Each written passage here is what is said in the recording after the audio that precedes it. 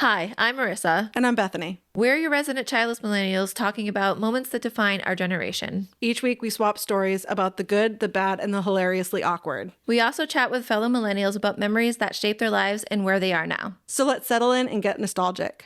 Okay. You should keep that as the intro.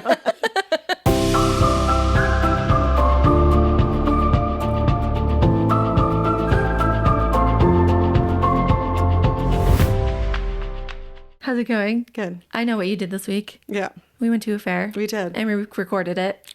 And then nothing, And none of the audio. no audio was recorded.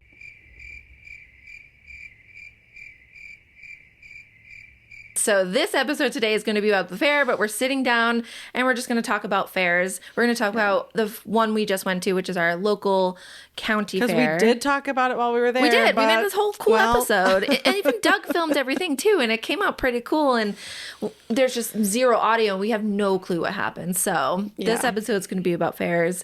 But before we get into that, what's in your mug today? I just brought water with me because I just finished doing multiple animal shows. That's why my voice is kind of hoarse, because I just had to shout over to like probably hundreds of guests. So I don't have much of a voice right now. I just have water in here with my tiger mug, but I also brought my cotton candy from the fair. And believe it or not, this is like half of how there's a picture. We'll put that here. It's like literally half the size of our body, if not more. It's a But I brought that amount. in case I needed a snack. What about you? So I just have a Disney mug, and I'm also doing water because I could not think of a beverage to put in. Like I could have done a slushie, but how am I going to make a slushie? Yeah. I don't have like the frap thing to make a milkshake. And I was just like, you know what? I'm just going to do water because, you know, why not? Let's just do water. Did you grow up going to the fair? Because I'm sure a lot of people, a lot of millennials, that was probably a staple in our youth. I feel like I've been going to the Barnstable County Fair like my entire life. Yeah, I wonder how old it is. Do you know how old it is? I had looked it up, but I forget. Yeah, I think I forget. I want to say 40 something years, but yeah, I'm going to look it up so that we know, so that we all can know. So the Barnstable County Fair is in Falmouth, and it's been at the same place, I'm pretty sure, the entire time. It's just like, I think most towns actually have this, is a like a giant piece of land with structures on it. Way older than I thought. What is it? This is crazy. What is it? 182 years old. Oh my God. It was first held in 1844. What? That doesn't even seem real. Okay, so there's at the end of us talking about Barnstable County Fair, we're gonna talk about a couple other like kind of fair amusement park things. But I did learn that fairs and amusement parks are like one of the first social things that happened, because like you didn't have TV and people didn't really people sang, but like put on performances and stuff. So they made a fair. Yeah, so basically, I guess it celebrated its 175th year anniversary in 2019. But I was looking back, I guess when it first started in 1844, because that is wild to me. Yeah. It was at the county courthouse in Barnstable Village. Oh. And then the fair paused operations between 1931 and 1954. But it also moved from Barnstable to Marston's Mills in 1954. And then finally to what's now the Cape Cod Fairgrounds in Falmouth, East Falmouth in 1973. Okay, because I was going to say, I'm pretty sure I know my parents went to it. Like, I'm almost positive there's pictures of them at it. So yeah, that's wild. I know. So like definitely I have been going to it. The fact forever. that it can be in a year that starts with 18 and not 19, which is like unheard of. Kids these days think it's even crazy when things start with a 19. They're like, that's so long ago. I know. So we went on a Wednesday, and that was a day of the Demolition Derby, which I think is one of the more popular dates that happen there. I don't even know what other shows that they have on there. I know they usually have some musicians and stuff, but like you have never seen the Demolition Derby. I know, I'd never seen it, and Doug hadn't either. I know, which like, is so both crazy. of us, I feel like every time I've gone to the fair, it's either been like, because many summers I've been working and busy, so it's kind of like whatever fit my schedule. Yeah. So like many times it might be like, you know, even like this year I take Saturdays off, so it's like Saturday would have worked perfectly, except I had other things going on this Saturday. Yeah. So it's like most of the time I just never just go when you can. I just would go. I mean, you texted me and it was like the day before, or something like that, and I was like, sure, let's go. Yeah. I know, that's funny. I've seen the Demolition Derby, and I used to try to go to see it. It was like my family is like really into that stuff. So like when I used to go with them, that's what we would do. But I guess this Demolition Derby that was this year is one of the bigger ones. I read that too, that they had some of the most most people and it looked signed like this up. little girl won second place. Know, Did you I saw see that too? I'm like, you go, girl. That's amazing. And they're all from Taunton, though, which made me a little mad because this is a Cape Cod fair. I mean, that was something like also I wanted to touch base on was the fact that like even how like a lot of the vendors, how I was saying, when we did record the other day, I was saying how the one thing that I wish they did more at the Barnstable County Fair, because it's our local fair. Yeah. I wish it was more local vendors. Yeah. But like, I know there are fairs where they have that. Like today was the Live Love Local Fest in Hyannis. Oh, okay. I can never go because it's always on a Sunday and I work on Sundays. But it's basically all like local crafters and local vendors and all sorts of all local. That's like why it's Cape Cod local. Yeah, that's why it's called Live Love Local. Maybe a few from maybe it's a few right off Cape Plymouth or something, but it's primarily like all Cape Cod businesses and everything, and it's become a big like fair they do every year. But it's pretty much just almost like a giant art fair for the most part. And even like Seaside Festival they do every October. Seaside Festival's huge. They wanted me to do that this year, but I was already booked, so I'm trying to do it next year. Isn't that during when you're gone?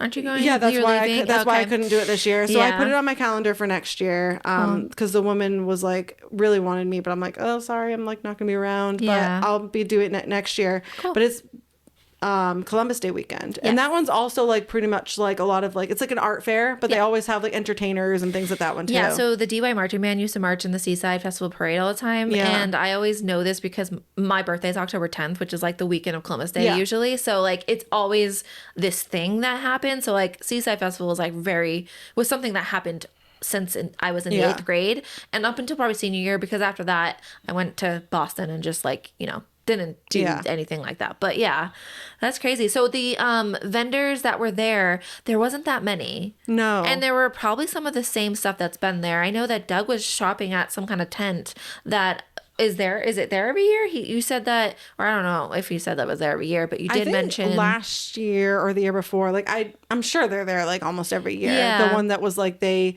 donate money for, it's like a program that gives vets like, which I love, dogs type thing. Like I think they might even also be like old retired dogs or something too. But yeah, so like he always gives money to them and gets T-shirts and stuff to support the vets and everything. Really nice. And then there was a vendor that actually I started following one of the vendors like online because I really liked his like stuff. It was the guy that had like the woodwork, but then he also had like the resin attached to it that had like the honeycomb made out of aluminum like in the resin.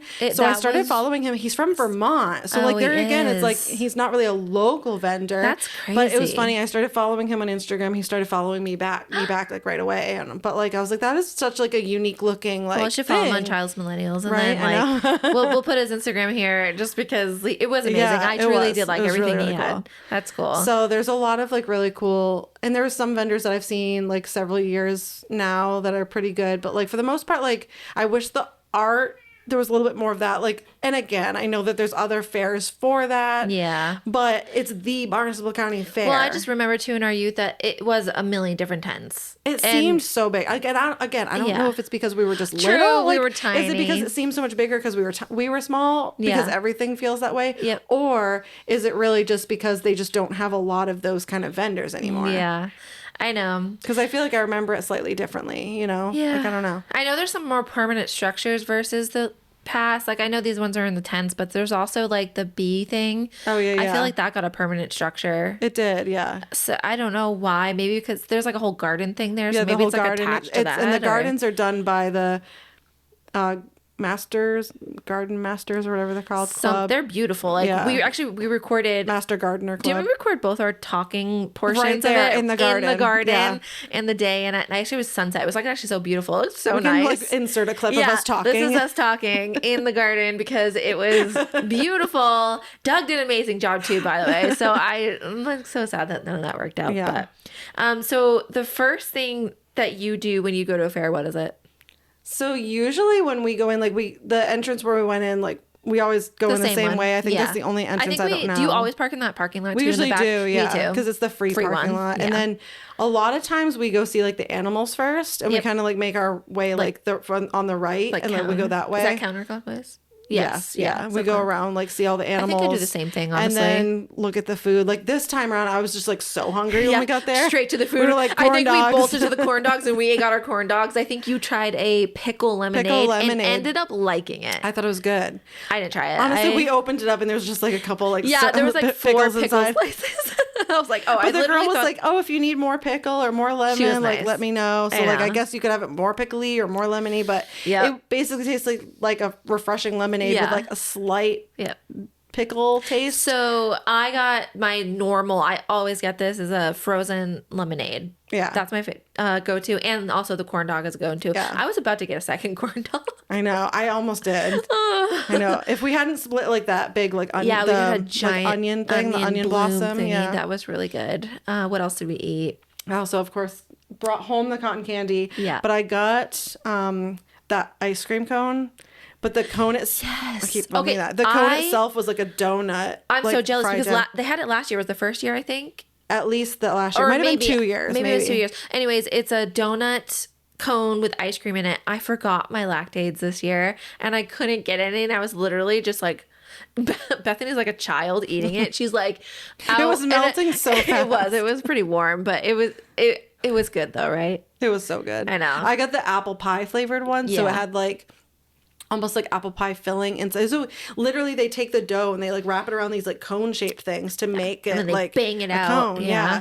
And some of them are like dusted in cinnamon sugar with just vanilla ice cream with like Nutella inside. That's like the traditional one. Yeah. But the one I got had like apple pie filling and caramel and then vanilla ice cream and then I think a little more caramel. I don't know. Yeah, something like really that. Really good. Yeah, I know. Really I'm so jealous I couldn't get it. You also got a milkshake. I did get a milkshake a little bit later. It was like a Reese's milkshake, so it had peanut butter and chocolate in it. Yep. And then it came with a little rubber duck on top. Oh my God, I was shocked. I was like, no way, that comes. And it was like cute. It was so cute. It was like a little tiny rubber duck. Yeah, I feel like anything miniature is like so cute. And I was so like shocked that it came. It was like, oh my God. I know. It wasn't even really mine. Cute. And then you brought home a caramel apple. I did, and I ate it, and I took a picture of it cut up so I could put that here, and it was good. So I don't really like red apples. I'm a green apple kind of person. So greens, I'm always like, which one is green and which one's red? And I still, even now, even after getting it just recently, I cannot tell you which one is which.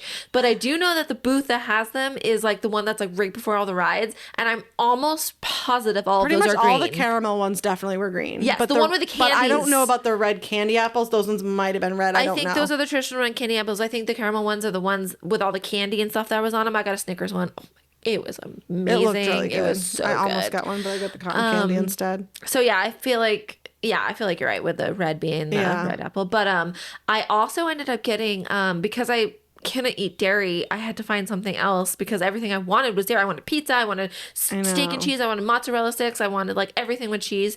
Couldn't get that. So we were walking past the food and there was this barbecue place, which I'm not a huge barbecue person. Believe it or not, I'm from the South. I think maybe I've just had it too much. I love barbecue. I mean, I like it. Don't get me wrong. Like I ended up getting this barbecue sundae. Yeah, so it looks like an ice cream sundae, but it's all barbecue stuff. Yeah, so it was like cornbread on the bottom. It had baked beans, which I kind of wish I didn't get because I don't really like baked beans that much. It was okay though. Yeah. But then it had a bunch of, I think, pulled pork. And then and mashed potatoes. Yeah, mashed potatoes, and it came with coleslaw, but I asked for no coleslaw. She put extra potatoes on it, which is like always the best. And then it was topped with like a tomato, so it was like in that cone thing, and it was looked pretty like good. An ice cream. Yeah, it was. And then you got fried Oreos too. Yes, I got fried Oreos. Yeah. I couldn't eat them all. They were so hot. I know we had one of them. Yeah, I was like, and I had like 2 left. I think I ate them a couple days after I came home. They're so good. I'm trying to think. I don't think I had anything else. No, we tried to get the fireball thingy for Doug, but dragon's breath. It's because I never done like Trix cereal that they put in giant though, right? In yeah, well they like expand when they get like freeze dried. Insane. So then they become like these freeze dried. Like it's crazy because then like you put them in your mouth and the air comes out. It's crazy. Yeah, it looks really cool. Yeah, that's cool. Yeah. So I'm not a ride person, and I don't want to say you're not, but I also feel like you're kind of not either. Yeah, like I also get motion sickness. I feel like not as bad as you. Yeah. But if there's things that like spin a lot, I do. Okay. So, and I feel like a lot of the fair rides spin a lot. That's like almost all the rides. All spin. It's like just that not even wooden. It's like that little tiny roller coaster. I feel like that's like one of the only things that don't spin. And also, I'm always like, oh my gosh, am I gonna die? Because I always watch those videos of people going on a fair ride and it collapses or breaks. They had two of those rides that it's like a bench that bench goes like and then it goes around. They had two of them this year. Why? Yeah. I don't know why. Those things are terrifying, and the fact that anyone was riding them. Yeah. No. Yeah. That's just like a big no. I saw one where like every time it would go up, like the whole entire trailer looked like it was going to tip. So a bunch of people like grabbed onto it to try to like keep it down. I can't do that. No. Yeah. So I don't really like riding rides. So I think I would go on a Ferris wheel, but we went and it was so windy. Yeah. Also, I think the tickets were expensive. First of all, they are kind of expensive. You want to talk about the cost about getting in this year? That's why some people do like the wristband nights, because a couple nights they do the wristbands like you buy. I don't know how much more expensive the wristbands are, but it gets you on like the rides, like unlimited. I think. Something yeah, like pretty that. sure. But I don't know if it excludes certain ones or whatever. But yeah, no, the rides are expensive because like there's been a couple times Doug and I have done it, and it's like you buy a sheet of tickets and that might get you on like a couple rides. I think it's like $1.50 or $2 for one ticket. And then each ride is like 4 or 5 tickets. Yeah, at least. Some of them are like 6 or 7. Which is insane. And then the cost to get in is $20 per adult, $10 for children until they're like 6 or something. Yeah, it's expensive. And then, of course, after that, it's, whatever's younger. Yeah. Yeah. So, yeah. Oh, and the games. Yeah. I thought we were going to get heckled more. I know. We were going to do like a counter of like how many times people were like. But a lot of them were just sitting there like they looked so miserable and like weren't actually asking us to play. Whereas like in the past when I've walked down there, like especially when it's just been like me and Doug, they've been like, oh, win something for the lady. Come on over here. You mean win something for the man? Yeah. I know. It's been like every time too. So I was surprised that they weren't I know. trying to get us to do it more. We did, what's it called? Skee ball? Skee ball? The skee ball. Is that what it's called? Skee ball? We did that one. That was just like to do something, to do one of them and that's a fun one. At least, it's a nostalgic one. It's so old. Yeah. Didn't get anything but 10 usually, but it was pretty fun. The what do you call it? The prizes, all the stuffed animals. There was actually quite a few that I liked and wanted. I know, right? There was actually some really cool ones. Like I really loved the Highland cow one. It was like that gigantic. One was cute. That gigantic Highland cow. So cute. And every once in a while you see somebody walking around with one, like one of the big. Have you ever walked around a fair with a giant ass? No, nothing like really big. I have walked around with like medium ones and like smaller ones. Like I feel like one year there was like I had one like this big, but I've never had like one of the giant ones. Doug has one of those big bananas with the Jamaican bananas. Jamaican banana. Mentioning he that has the big one, and it's like in our garage. But, in the garage. I wasn't there the day he won it, but it was before I knew him. Oh, but that kind of came with him when he moved in. That's funny. The big giant banana. So yeah, I think that's everything we did at the fair. We saw the animals. I think we kind of talked about that a little bit, but we went through and saw. We wanted to see the chicks. They were on a break, which I think was nice. Yeah. Then because they let people like hold the little baby chicks. Yeah, the babies. Yeah. And then we went and saw the goats. All the baby goats and the bunnies. Kind of all the same horses, thing. It seemed like less this year than normal. I feel like there's a lot of empty cages. I don't think there's any pigs. Did you see pigs? I didn't see any pigs. Yeah. And I know that like, and even like one of the buildings that usually has, I think, a lot of the sheep and goats. Mm-hmm. I think a lot of it depends on what day the fair is happening, because I don't think all those animals are there every day. Good, that's good. And I think it basically rotates like depending on, because like the 4-H club does a lot of like competitions and everything. Yeah. And then there's also like, so all of them, people are basically bringing their animals a lot of times for those as like a competition. Yeah. So, and I think that there must not have been doing one of the sheep ones, because usually one of those buildings is full of sheep. Yeah. And none of them were in there, so they must not have, like that particular day, they must not have been doing one of the sheep competitions. That makes sense. If you guys handle animals at a fair or at the Barnstable County Fair, you can write in and let us know how that works, because I know for me, I've been asked before, but I just don't have like the means to do all my shows plus be there all week type thing. I wonder how that would work for you. Like, would you get a stage or like Well, would so you? most likely they would put me like in that building where like that magician was doing Yeah, his that's right. performances. Well, poor guy. We went in And there there was like and nobody in because it was also the time of the Derby. it was so time of the everybody was Derby, at the Derby. and there was no one there, and he was like trying to get people to sit down, and I felt so bad. We Yeah. just turned around and walked away because like we also didn't really want to Yeah. sit down. I felt bad though. And I know that like in the past, so there used to be like, you know how they had the petting zoo underneath the red and yellow tent, and it was mostly just like goats and stuff like that, and they had some tortoises Llamas, and like I think. and bunnies. Yeah. There was a different company that used to come because I don't think it's the same company, but they used to have like camels, parrots, and like a lot more like exotic animals. Yeah. And over time, it's been a lot of like animal rights things that have kind of like pushed a lot of that out. Yeah. Just because people, I don't know if people think differently over seeing a sheep in a cage versus seeing like a parrot in a cage. Yeah. But it's literally like, to me, it's what I do for a living. I know. So we had a brief conversation about how like I feel a little uncomfortable in these. And you're most uncomfortable about like the fact that so many people are like looking at them. Right? Yeah. And like they're just like, yeah, like I feel like that can be scary. Imagine yourself in a cage and there's like 40 faces in front of you all day long. But I feel like it's like at least the animals that come to, like, I've never seen animals in distress there, like never. You would know too. For like one time they had this company there that did like lemur racing. It's the only time that I was like not okay with something that they did there. But everything else, it's like even for me, like I would never bring an animal to the fair that's not okay with being there for hours and having people look at them. Like some of my animals would not like that. Yeah. Some of my animals I only bring to certain shows where I know everybody's sitting down in an audience like far away from us. Yeah. Versus being like right up close. Right up there, yeah. But most of my animals are 100% like they could care less. They're like, I could be touched by 200 kids right now and I won't even care.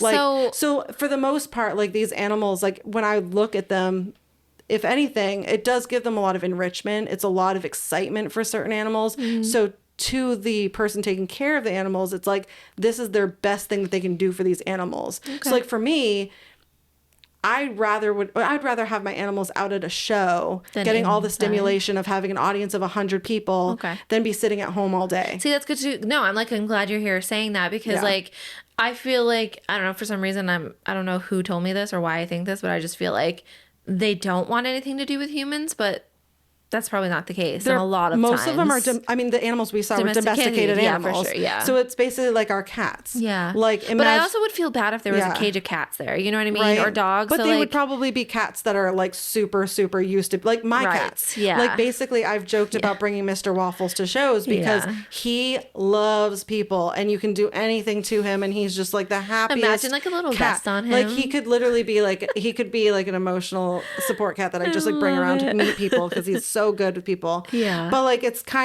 like one of those things where even like people ask me to take in animals, and if it's an animal that's always just going to be at my house and never doing programs, it doesn't make sense for me to take that animal in because I don't feel right. Because like even with the amount of animals I have, it's like I don't have giant spaces to give some of these animals. So some of them have like even like my reptiles, you know what I mean? So it's like to be able to have the amount of animals I have, I justify the fact that maybe their cage is slightly smaller than I would love it. And I justify it by the fact that like, taking several times a week they're going out into the public and getting like tons of enrichment and excitement. They go back to their enclosure and they're like, all right, I'm done for the day. I'm gonna go to sleep. I'm good. Like I'm fine. Cool. But like some of my animals like beg to be taken out to go to shows, like my parrots specifically, like they beg for it. So, so like in my, like it's, in my eyes, even when next year I'll probably be doing, the one in Columbus Day weekend, the Seaside Festival, it's going to be like the 2 days. Yeah. So I'm probably going to have like tables set up and I'll have like different things in cages on display. Like spiders and like I get asked this like every time I do shows, people are always like, oh, does it live in there? It's like, no, this is its display enclosure. Like even my tarantula, it's in like a little thing like this. So you can you can see it. It has like what kind of animal it is, scientific name, but like it doesn't live in that. It lives in like a bigger tank at home. Yeah. but I get these questions literally every single day. So it's like, it's one of those things I'm that glad I have you're to there fight to spread all the time. word. Yeah. Got ignorant people like me, like not knowing the information, but it does make me feel better. Yeah. So Yeah. yeah, I think that's everything for the fair. I feel like it's a staple for every millennial. I used to go to, did you ever go to a different fair? Like, have you ever been to like other 'cause ones? I mentioned when we were at the fair. Yeah. One of the fairs I've gone to that if you haven't been and you live in New England, like you have to go, the Big E in I've heard of it. Springfield. Like it is definitely like a day. It's like, other countries or states or what is it's all the New England states. New England states, So okay. it's got like all the local vendors. It's got your normal like fair type stuff Yes, too. yeah. Like the gimmicky things. But then it also has like so many food vendors. Yeah. But then there's also this place and there's permanent structures there on grounds too. There's even a restaurant on the grounds, which is actually a pretty good restaurant. But then they have these buildings and they have one for each state in New England. And when you walk through those buildings, it's all local vendors of that state. So it's like all the stuff they're known for. So like Rhode Island, it's got Dell's Lemonade, but it also has like, but they all have things that like the state is either known for, syrup and and also so of course like Vermont, so they have the things that they're kind of famous for, along with other just local arts and craft vendors and things like that. Cape Cod, or is it just Massachusetts? It's just Massachusetts, but of course there's like Cape Cod stuff in there, like taffy, for sure. I'm assuming. That's pretty cool. So it is. It's really, really, really fun. I mean, I know it's far from Cape Cod, but it's definitely worth. But the if trip you've been out there. to Six Flags, is out it's there, right over there. Yeah, and I used to go to there. Six Flags all the time. So like, I feel like it's still happening, right? Like the fair, the Big E? Yeah, they do it in September. Okay. Which is nice because it's not like the dead middle of summer when it's super hot. Although we went to the fair and it was actually pretty nice. I know it was. This year. It was nice pretty that good. day. But yes, September, and I think it runs for a whole week or 2 weeks. I don't remember. I would hope it'd be 2 weeks because ours is only a week. It might be 2. I shouldn't say only. I feel like that's a long time, but yeah. But it's a fun fair. I think I want to go sometime. It's definitely like a day. Yeah. A day. Maybe we'll do like a dash cam chat episode and go to it. It's so fun. I feel like that could be fun. I've been to a couple. I used to go to Freiburg Fair in Maine. It's around my birthday time, around your husband's birthday time. We used to go also like Columbus Day weekend. Exactly. Yeah. And it's more obviously farmy based, I guess, because obviously like when you go up north, the more fields there are. That's there was a fair up near my college in Maine. Common Ground Fair. Oh, okay. Yeah. So that one also is a very well known fair, and they do it the last weekend of September. Oh, so no, Labor Day is the first weekend. And that one also it's very farmy, local produce. So they did they had like oxen pulling things. Yeah, and I think they do too. They even do the border collie like herding. Yes, I think they herding competitions. Yeah, they did barrel racing and all that stuff too. So that one was more, I guess like a farmy base. So it was really fun though. Maybe that's just what Maine does. Yeah, honestly, and I don't even know why we used to go to it like quite often. I've been to it a couple times with my parents went, Nick's parents went. But that was always a fun thing to do. I've heard that the Topsfield Fair is really good. So that one's like North Shore, I was just going to say, I've also been to Topsfield Fair because my husband's best friend's wife is from Winchester. Okay. And that's like right near Topsfield. So like we went there a couple of times with them. And I think that's also in September or October, or like the fall-y time, I think so. But I know a lot of people that like live up in the North Shore, and they're always talking about the Topsfield Fair. And so that one's a little different, it's a good one too, because it's more on pavement versus ours. That's on like, it was dirt. Muddy. Yeah, there's sun pavement, but the parking lot was incredibly muddy. Like it's usually very dusty at Barnstable County Fair. You need a mask. Like it's so dirty. Like usually my feet are just like black by the end of the day. Sandals. Because I always wear sandals there. But it was like muddy. It was muddy. I wore my good shoes. I was not happy. I'm wearing the shoes that I was wearing that day. They're clean now. Ones. They're nice and clean. Yeah, because you have the ones that kind of wash. Yeah, they're like waterproof. I kind of want a pair. Nice. They're expensive. So I went ahead and I wanted to look a little more into, since our episode isn't exactly the way it kind of laid out to be because of the audio thing, I went ahead and looked at a couple different, they're more so amusement parks kind of, but I guess you can kind of say amusement parks and fairs are almost the same thing, whereas amusement parks are all the time versus fairs are only like a week or two. But yeah, so I'm going to talk about this little place called Action Park. You heard of it? No. So it's in New Jersey. It's called Action Park, aka Class Action Park, because it was a amusement park that had no rules, and it was ran by a bunch of 16-year-olds. Oh my gosh. There is a documentary on it on HBO, I believe, that you can watch. I feel like actually I've heard of this. Yeah, a lot of people have. Yeah. I think Johnny Knoxville did a movie about it too. Yeah, I think that's why I know about it. Yeah, so it's like people. At first, I didn't think I knew about it either, but then I was like, oh, I actually do know about this. So I went in and I did some research on it. So it's in New Jersey, and it was only from 1978 to 1996. And I feel like that's probably a long time for something like that to be running, though, yeah, honestly. I know. So it was founded by this guy named Gene, and they called him Uncle Gene. And this guy was nuts, like absolutely freaking crazy. Sounds creepy. I know, right? I know. And if you picture somebody from the 70s, like, what do you picture? Like a man. Like, the porn stash. Yes, exactly. I see that. Uncle Gene. Yes, this is literally. I'm going to go work with Uncle Gene at the theme park, at the amusement park down the street. So it was divided into 3 sections. There was the Alpine Center, Water World, and Motor World. And in the middle of it was Interstate I-94 or something. I think it's 94. Yeah. It goes right in the middle of it. So there's like a bridge that kind of connects the two. And it was marketed as a do-it-yourself, no rules park. So like for example, there's water slides. There's lifeguards there. Were there a lot of incidents? Yes, there. So I'm gonna get in. I have here. There's 6 different notable incidences that kind of was its fate. Like it made it kind of close down. Although it should have closed down way earlier. Like I'm surprised that it was open for like 20 years or so. Something like that. And like this is it wasn't a dry park, so like people were drinking. Oh great. Yeah. Yeah, exactly. And then so for example, they would drink. The water park would close because after dark it gets, whatever, they close that part, and then they go drinking, and then right next to where the bar is the Motor World. So people were drinking and then immediately going onto these go-karts that went 60 miles per hour. What? And people would take them out on the interstate and drive them drunk. I like it blows my mind. But also it sounds so fun. So there was a lot of different rides that they were created and they were tested by the children that worked there.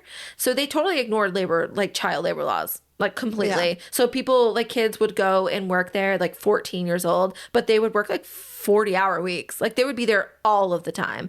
And Uncle Gene, he would pay them $100 to test the new kind of rides out. You might die. Here's $100 though. Literally. Just in case. One notable one that I know of is that there's a slide and it's completely dark inside and it's like 90-degree drop almost. But at the end, there's a freaking loop for your body to go around. I heard about this particular slide. Yes. And people died on it, didn't they? Yeah. So I'll get into, so there were so many incidences that they purchased their own ambulance, possibly 2 ambulances, because the ambulance for that town, I'm blanking on the name. I know the name. I can insert that here. They probably were like, we're not going there again. They were spending all their time there. Yeah. They were not be able to serve the community. They were just serving this water park that was like doing crazy things.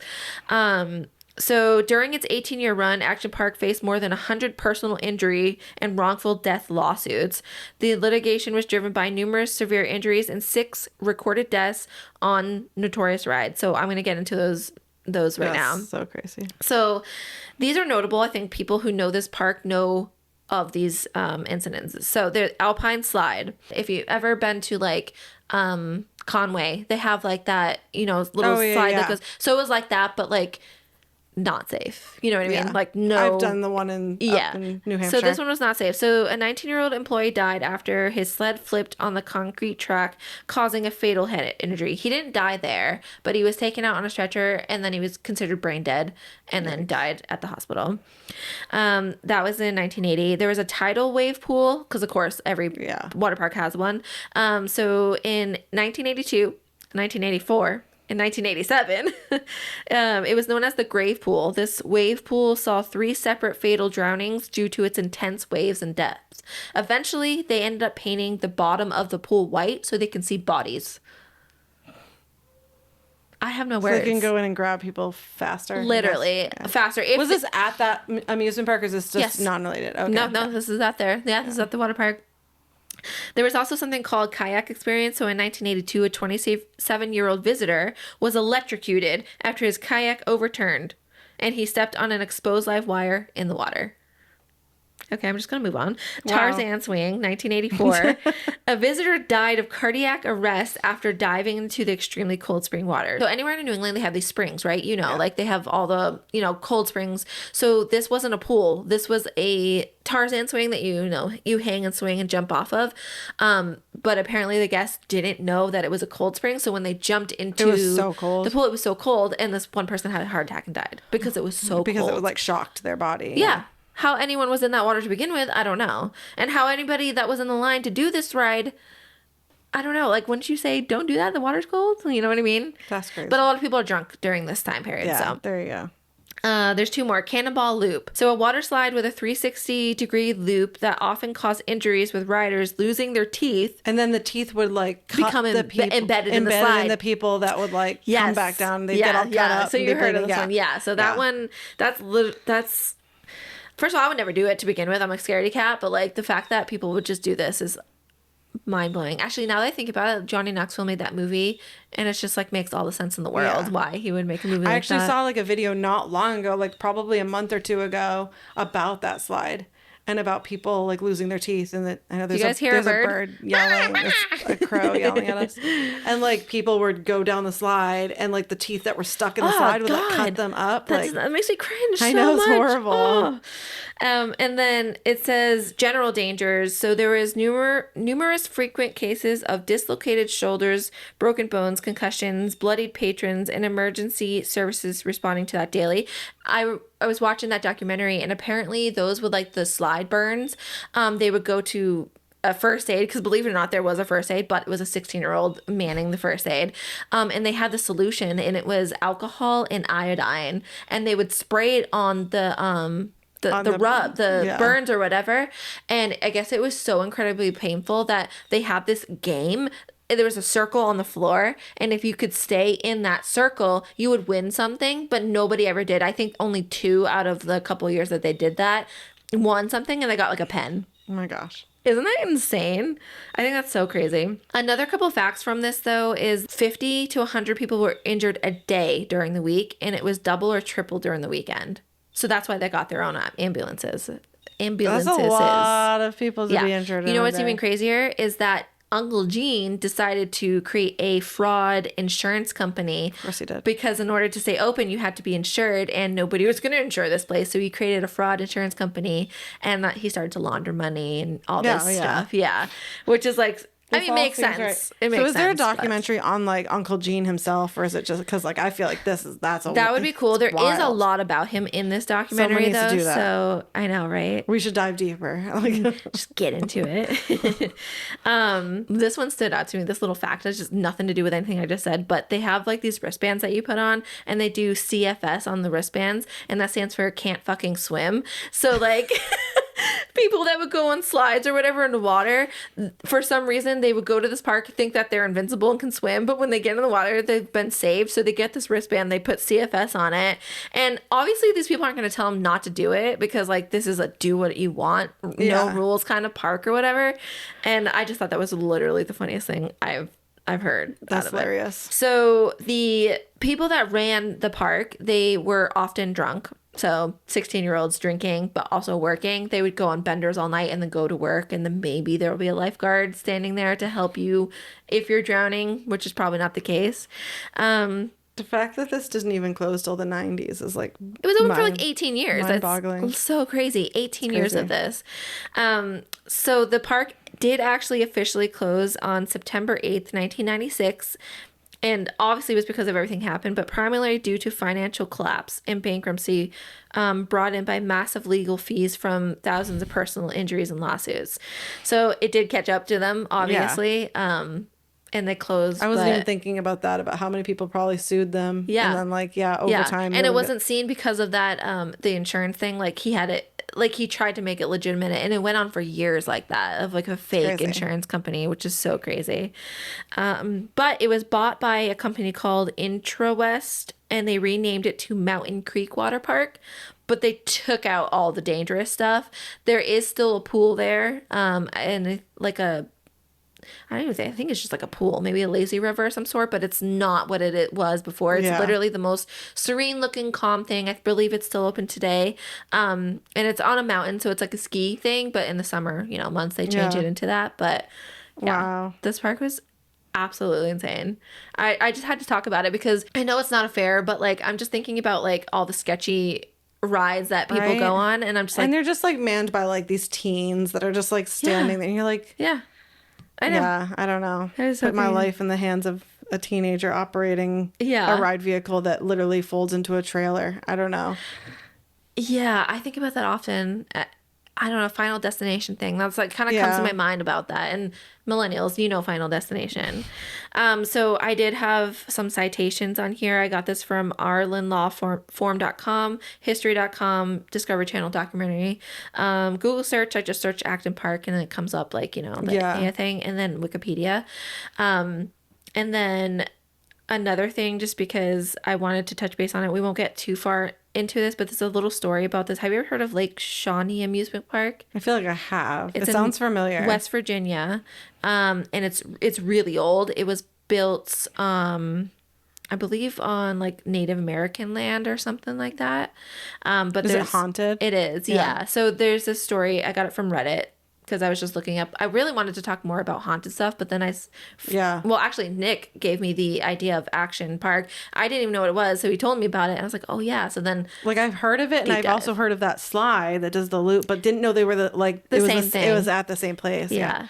Okay, so there's Shawnee Amusement Park, West Virginia.